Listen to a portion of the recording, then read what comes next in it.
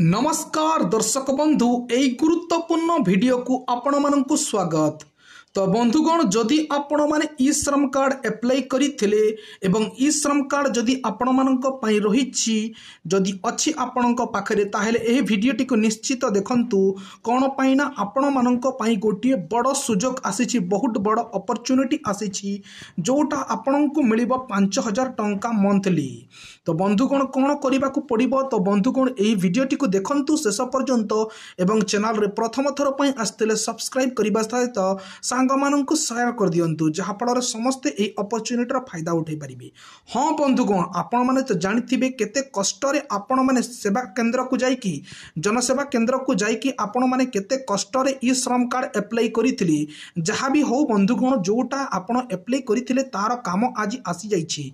हाँ बंधुगण तार फायदा आज आपण माने पाई परिबे जदि आपण माने ई श्रम कार्ड रखिचंती। आउ बंधुगण जो मानक पाखरे ई श्रम कार्ड नाही से माने रजिस्ट्रेशन करिकी ई श्रम कार्ड अप्लाई करि परिबे पुणी।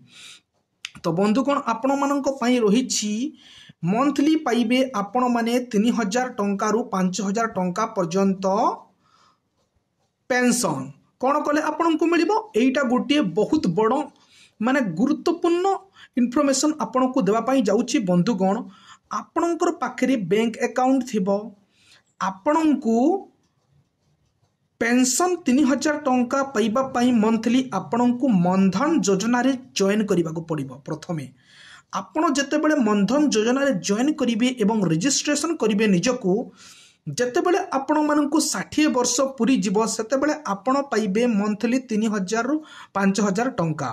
हाँ बंधुगण तो आपण माने पाइबे 3000 रु 5000 टंका मंथली पाइबे जदि आपण मानक पाखरे ई श्रम कार्ड अछि एवं ई श्रम रे जदि आपण माने रजिस्ट्रेशन करिथिले ताहेले बंधुगण जानतु एवं आपणकर रजिस्ट्रेशन करंतु। रजिस्ट्रेशन ता स्टार्ट हे गलानी ऑलरेडी।